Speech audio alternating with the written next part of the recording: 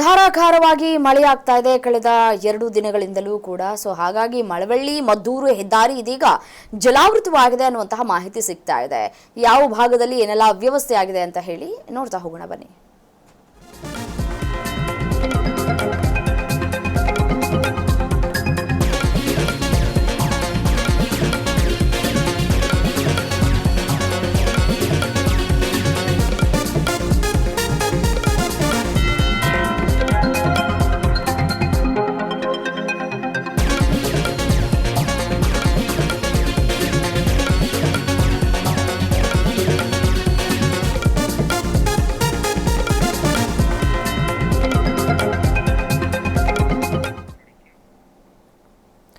ದೃಶ್ಯಾವಳಿಗಳಲ್ಲಿ ಗಮನಿಸ್ತಾ ಇದ್ದೀರಿ ಯಾವ ರೀತಿಯಾಗಿ ಮಳೆಯಾಗಿದೆ, ಮಳೆಯ ನೀರು ಎಷ್ಟು ಮಟ್ಟಿಗೆ ಈ ರಸ್ತೆಯನ್ನ ಆವರಿಸಿಕೊಂಡಿದೆ ಅಂತ ಕೂಡ ಹೇಳಿ ಗಮನಿಸ್ತಾ ಇದ್ದೀರಿ. ಕೆಎಂ ದೊಡ್ಡಿ ಬಳಿ ಹೆದ್ದಾರಿಯಲ್ಲಿ ಮಂಡಿಯುದ್ದ ಮಳೆ ನೀರು ನಿಂತ್ಕೊಂಡಿದೆ. ಸರಾಗವಾಗಿ ನೀರು ಹೋಗೋದಕ್ಕೆ ಜಾಗ ಇಲ್ಲ. ಪಾಪ ನೋಡಿ, ಶಾಲೆಗೆ ಹೋಗೋ ಮಕ್ಕಳು ಕೂಡ ಸಮಸ್ಯೆಯನ್ನ ಎದುರಿಸ್ತಾ ಇದ್ದಾರೆ. ಬೈಕ್ನ ಸವಾರರು ಎಲ್ಲಿ ಹಳ್ಳ ಇದೆ ಅನ್ನೋದು ಕೂಡ ಗೊತ್ತಾಗೋದಿಲ್ಲ. ಏನಾದರೂ ಹಳ್ಳಕ್ಕೆ ಆ ಗಾಡಿನ ಬಿಟ್ಟರು ಅಂತಂದರೆ ಬೀಳುವ ಸಾಧ್ಯತೆ ಇರುತ್ತೆ. ಹಿಂದೆ ಮುಂದೆ ವೆಹಿಕಲ್ಸ್ಗಳು ಕೂಡ ಪ್ರಯಾಣವನ್ನು ಮಾಡ್ತಿರ್ತವೆ. ಈ ಸಂದರ್ಭದಲ್ಲಿ ಏನಾದರೂ ಕೆಳಗಡೆ ಬಿದ್ದರೆ ಏನಪ್ಪ ಗತಿ ನೋಡಿ, ಯಾವ ರೀತಿಯಾಗಿ ನೀರು ನಿಂತಿದೆ ಅಂತ ಹೇಳಿ. ಭಾರತೀಯ ಎಜುಕೇಷನ್ ಟ್ರಸ್ಟ್ ಮುಂಭಾಗ ಸಂಚಾರಕ್ಕೆ ಸಾಕಷ್ಟು ಅಡ್ಡಿ ಕೂಡ ಉಂಟಾಗ್ತಾ ಇದೆ. ಮಂಡ್ಯದಲ್ಲಿ ಮಳೆಯ ಅಬ್ಬರ ಜೋರಾಗಿದೆ. ವಿದ್ಯಾರ್ಥಿಗಳು ಬೆಳಿಗ್ಗೆ ಶಾಲೆಗೆ ಹೋಗೋದಕ್ಕೆ ಯಾವ ರೀತಿಯಾಗಿ ಪರದಾಡ್ತಾ ಇದ್ದಾರೆ. ಬಸ್ಗಳು ಬಂದು ನಿಂತ್ಕೊಂಡ್ರೂ ಕೂಡ ಸಮಸ್ಯೆ ಆಗತ್ತೆ. ಹತ್ತೋದಕ್ಕೂ ಕೂಡ ಸಮಸ್ಯೆ ಆಗೋದಕ್ಕೆ ಆಗ್ತಾ ಇದೆ. ಮತ್ತೆ ಇಳಿಯೋದಕ್ಕೂ ಕೂಡ ಸಮಸ್ಯೆ ಆಗ್ತಾ ಇದೆ. ಬೇರೆ ಬೇರೆ ಭಾಗದಿಂದ ಕೂಡ ಜನರು ಆಗಮಿಸ್ತಾರೆ ಈ ಭಾಗಕ್ಕೆ. ಜಲಾವೃತಗೊಂಡಿರುವಂತಹ ಬೈಕ್ಗಳನ್ನ ಕೂಡ ಗಮನಿಸ್ತಾ ಇದ್ದೀರಿ.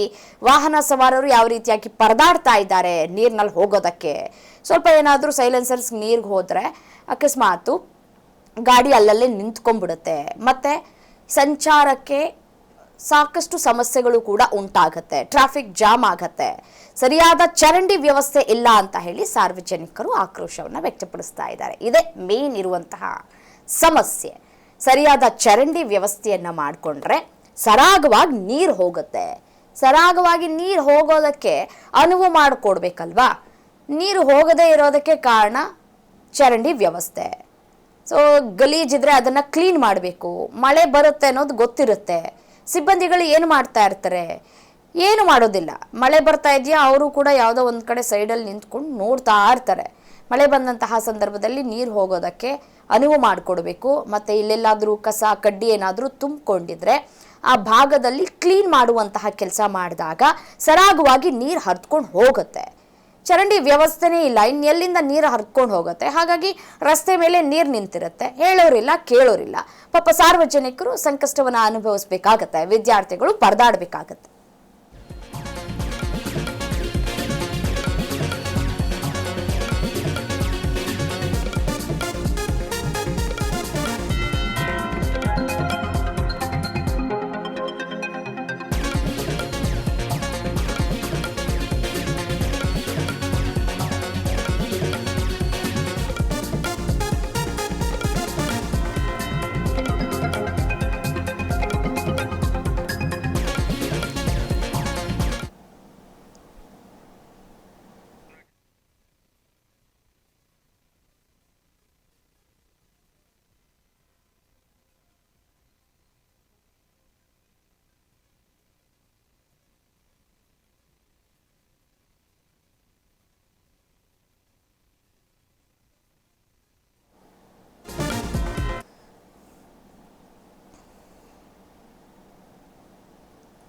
ದೇಶದಾದ್ಯಂತ ಇದೀಗ ಮಳೆ ಮತ್ತಷ್ಟು ಕಾವನ್ನ ಪಡೆದುಕೊಳ್ತಾ ಇದೆ. ಸಕ್ರಿಯಗೊಳ್ತಾ ಇದೆ ಮುಂಗಾರು. ಆರಂಭಿಕ ದಿನಗಳಲ್ಲಿ ಮುಂಗಾರು ಮಳೆ ಯಾವ ರೀತಿಯಾಗಿ ಕೈಗೊಟ್ಟಿತ್ತು, ಮತ್ತೆ ಬರ ನಾವು ಎದುರಿಸಬೇಕಾದಂತಹ ಪರಿಸ್ಥಿತಿ ನಿರ್ಮಾಣ ಆಗ್ಬಿಡುತ್ತೆ ಅನ್ನುವಂತಹ ಆತಂಕಗಳು ಕೂಡ ಶುರುವಾಗಿತ್ತು. ಬಟ್ ಆದ್ರೆ ದಿನ ಕಳೆದಂತೆ ಇದೀಗ ಈ ಮುಂಗಾರು ಮಳೆ ಚುರುಕನ್ನ ಪಡೆದುಕೊಳ್ತಾ ಇದೆ. ಅತಿ ಹೆಚ್ಚು ಮಳೆ ಆಗ್ತಾ ಇದೆ ಕೆಲವೊಂದಿಷ್ಟು ಭಾಗಗಳಲ್ಲಿ. ಎಲ್ಲೆಲ್ಲಿ ಮಳೆ ಆಗ್ತಾ ಇದೆ ಅನ್ನೋದರ ಕುರಿತ ಡೀಟೇಲ್ಸ್ ಕೊಡ್ತೀವಿ, ನೋಡ್ತಾ ಹೋಗೋಣ ಬನ್ನಿ.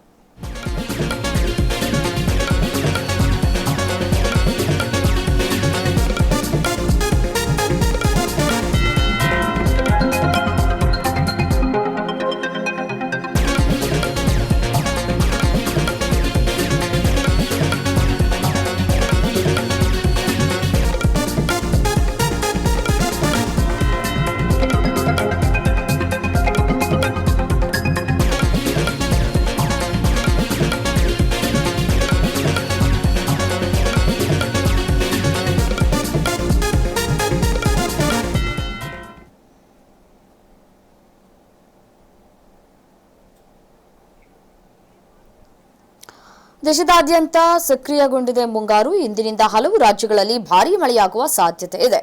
ರಾಜಸ್ಥಾನ, ಮಧ್ಯಪ್ರದೇಶದಲ್ಲಿ ಭಾರೀ ಮಳೆಯಾಗುವ ಎಚ್ಚರಿಕೆಯನ್ನು ನೀಡಲಾಗಿದೆ. ದೆಹಲಿ, ಹರಿಯಾಣದಲ್ಲೂ ಮಳೆ ಅಬ್ಬರ ಜೋರಾಗಿದೆ. ಉತ್ತರ ಭಾರತದಲ್ಲಿ ಮುಂಗಾರು ಚುರುಕನ್ನ ಪಡೆದುಕೊಳ್ತಾ ಇದೆ.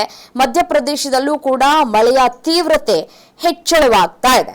ಕರ್ನಾಟಕದ ಹಲವು ಭಾಗಗಳಲ್ಲಿ ಗುಡುಗು ಸಹಿತ ಮಳೆಯಾಗುವ ಸಾಧ್ಯತೆ ಇದೆ ಅಂತ ಹೇಳಿ ಮುನ್ನೆಚ್ಚರಿಕೆಯನ್ನ ಕೂಡ ನೀಡ್ತಾ ಇದೆ. ಮುಂದಿನ 5 ದಿನ ದೇಶದ ಹಲವು ಭಾಗಗಳಲ್ಲಿ ಮಳೆ ಅಬ್ಬರ ಇರುತ್ತೆ ಅಂತ ಹೇಳಿ ಈ ಹವಾಮಾನ ಇಲಾಖೆ ಮುನ್ಸೂಚನೆಯನ್ನ ಕೂಡ ಕೊಡ್ತಾ ಇದೆ. ನೋಡಿ, ಕೆಲವೊಂದಿಷ್ಟು ಭಾಗದಲ್ಲಿ ಮಳೆ ಆಗ್ತಾ ಇಲ್ಲ ಅಂತ ಹೇಳಿ ರೈತರು ಆತಂಕವನ್ನ ವ್ಯಕ್ತಪಡಿಸ್ತಾ ಇದ್ದಾರೆ. ಮುಂದಿನ 5 ದಿನಗಳಲ್ಲಿ ಕೆಲವೊಂದಿಷ್ಟು ಭಾಗದಲ್ಲಿ ಮಳೆಯಾಗುವ ಸಾಧ್ಯತೆ ಇದೆ ಅಂತ ಹೇಳಿ ಹವಾಮಾನ ಇಲಾಖೆ ಮುನ್ಸೂಚನೆಯನ್ನ ಕೂಡ ಕೊಟ್ಟಿದೆ. ರಾಜಸ್ಥಾನ, ಮಧ್ಯಪ್ರದೇಶ, ದೆಹಲಿ, ಹರಿಯಾಣದಲ್ಲೂ ಕೂಡ ಉತ್ತಮ ಮಳೆಯಾಗುವ ಸಾಧ್ಯತೆ ಇದೆ. ಅತಿ ಹೆಚ್ಚು ಮಳೆಯಾಗುವ ಸಾಧ್ಯತೆಯೂ ಕೂಡ ಇದೆ ಅಂತ ಕೂಡ ಹೇಳ್ತಾ ಇದೆ. ಉತ್ತರ ಭಾರತದಲ್ಲಿ ಮುಂಗಾರು ಈಗಾಗಲೇ ಚುರುಕನ್ನ ಕೂಡ ಪಡೆದುಕೊಳ್ತಾ ಇದೆ. ಮಧ್ಯಪ್ರದೇಶದಲ್ಲಿ ಮಳೆಯ ತೀವ್ರತೆ ಹೆಚ್ಚಳವಾಗಿ ಇರುತ್ತೆ ಅಂತ ಕೂಡ ಹೇಳಿ ಹವಾಮಾನ ಇಲಾಖೆ, ಭಾರತೀಯ ಹವಾಮಾನ ಇಲಾಖೆ ಮುನ್ಸೂಚನೆಯನ್ನ ಕೊಟ್ಟಿರುವಂತದ್ದು. ಕರ್ನಾಟಕದ ಒಂದಷ್ಟು ಹಲವು ಭಾಗಗಳಲ್ಲಿ ಗುಡುಗು ಸಹಿತ ಭಾರೀ ಮಳೆಯಾಗುವ ಸಾಧ್ಯತೆ ಇದೆ ಅಂತ ಕೂಡ ಎಚ್ಚರಿಕೆಯನ್ನ ಕೂಡ ಕೊಡಲಾಗಿದೆ. ಸೊ ಹಾಗಾಗಿ ಯಾರು ಕೂಡ ಈ ಮರದ ಕೆಳಗಡೆ ಹೋಗಿ ನಿಂತ್ಕೊಳ್ಳೋದು ಅಥವಾ ಲೈಟ್ ಕಂಬದ ಬಳಿ ಹೋಗಿ ನಿಂತ್ಕೊಳ್ಳೋದು ಯಾರು ಕೂಡ ಮಾಡೋದಕ್ಕೆ ಹೋಗಬೇಡಿ. ಯಾರು ಕೂಡ ಮನೆಯಿಂದ ಹೊರಗಡೆ ಬರುವಂತಹ ಸಾಹಸಕ್ಕೆ ಮುಂದಾಗಬೇಡಿ. ಅನಿವಾರ್ಯತೆ ಇದ್ರೆ ಮಾತ್ರ ಹೊರಗಡೆ ಬನ್ನಿ, ಓಡಾಟವನ್ನ ಮಾಡಿ. ಸುಖಾಸುಮ್ಮನೆ ಯಾರು ಕೂಡ ಮಳೆ ಬರುವಂತಹ ಸಂದರ್ಭದಲ್ಲಿ ಹೊರಗಡೆ ಬರೋದು ಅಥವಾ ಈ ಜಲಾಶಯಗಳು ಹರಿಯುವಂತಹ ಸಂದರ್ಭದಲ್ಲಿ ಹೋಗಿ ಸಾಹಸ ಮಾಡೋದು, ಬೈಕ್ ಸವಾರಿ ಮಾಡೋದು ಇದೆಲ್ಲವನ್ನ ಕೂಡ ಬಿಟ್ಬಿಡಿ. ಯಾಕೆಂದ್ರೆ ನಿಮ್ಮ ಪ್ರಾಣಕ್ಕೆ ನೀವೇ ಕುತ್ತನ್ನ ತಂದುಕೊಳ್ಳುವಂತಹ ಸಾಧ್ಯತೆ ದಟ್ಟವಾಗಿ ಇರುತ್ತೆ. ಮಳೆ ನೀರಿನ ಜೊತೆ ಆಟ ಆಡೋದಕ್ಕೆ ಹೋಗಬೇಡಿ.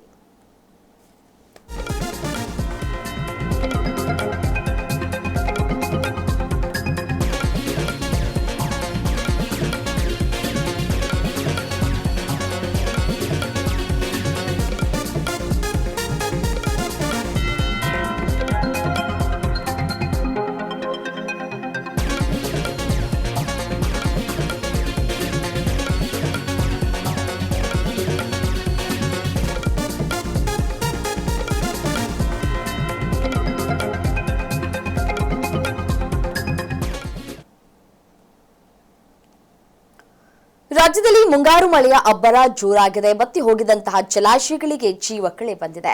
ಜಲಾಶಯಗಳ ನೀರಿನ ಮಟ್ಟ ಗಣನೀಯವಾಗಿ ಏರಿಕೆಯಾಗ್ತಾ ಇದ್ದು, ಕಬಿನಿ, ಹಾರಂಗಿ, ಭದ್ರಾ, ಮಲಪ್ರಭಾ, ಘಟಪ್ರಭಾ, ತುಂಗಾ ಪ್ರಮುಖ ಜಲಾಶಯಗಳ ನೀರಿನ ಮಟ್ಟ ಕೂಡ ಏರಿಕೆಯಾಗಿದೆ. ಹಾಗಿದ್ರೆ ಇಂದಿನ ನೀರಿನ ಮಟ್ಟ ಎಷ್ಟಿದೆ ಅಂತ ಹೇಳಿ ನೋಡ್ತಾ ಹೋಗೋಣ ಬನ್ನಿ. ಮೊದಲಿಗೆ ಕೆಆರ್ಎಸ್ ಗರಿಷ್ಠ ಮಟ್ಟ 124.80, ಇಂದಿನ ಮಟ್ಟ 108.66 ಇದೆ. ಒಳಹರಿವು 11,857, ಹೊರಹರಿವು 2,335 ಇದೆ. ಮುಂದಿನ ಜಲಾಶಯ ಆಲಮಟ್ಟಿ ಗರಿಷ್ಠ ಮಟ್ಟ 519.60, ಇಂದಿನ ಮಟ್ಟ 519.42, ಒಳಹರಿವು 89,777, ಹೊರಹರಿವು 41,155 ಇದೆ.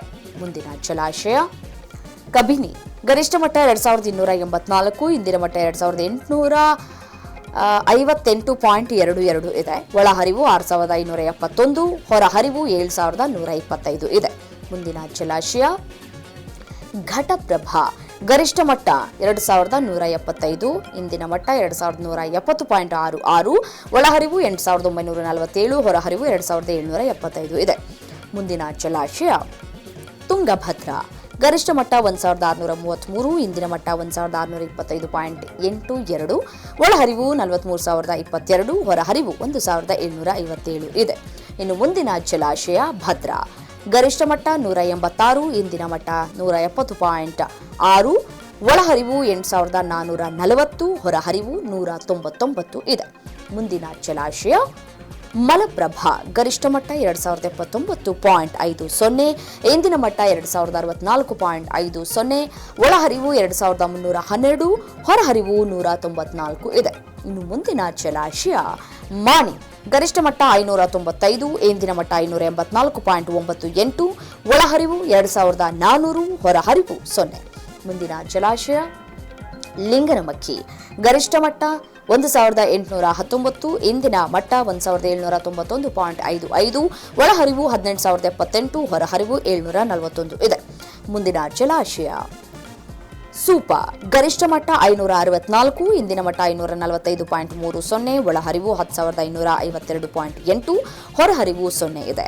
ಇನ್ನು ಮುಂದಿನ ಜಲಾಶಯವನ್ನು ಗಮನಿಸ್ತಾ ಹೋಗೋದಾದ್ರೆ ಹಾರಂಗಿ ಗರಿಷ್ಠ ಮಟ್ಟ 2,859, ಇಂದಿನ ಮಟ್ಟ 2,858.37, ಒಳಹರಿವು 8,860 ಇದೆ, ಹೊರಹರಿವು 8,000 ಇದೆ. ಮುಂದಿನ ಜಲಾಶಯವನ್ನು ಗಮನಿಸ್ತಾ ಹೋಗೋದಾದ್ರೆ ಹೇಮಾವತಿ ಗರಿಷ್ಠ ಮಟ್ಟ 2,922, ಇಂದಿನ ಮಟ್ಟ 2,283.04, ಒಳಹರಿವು 12,044, ಹೊರಹರಿವು 12,000 ಇದೆ.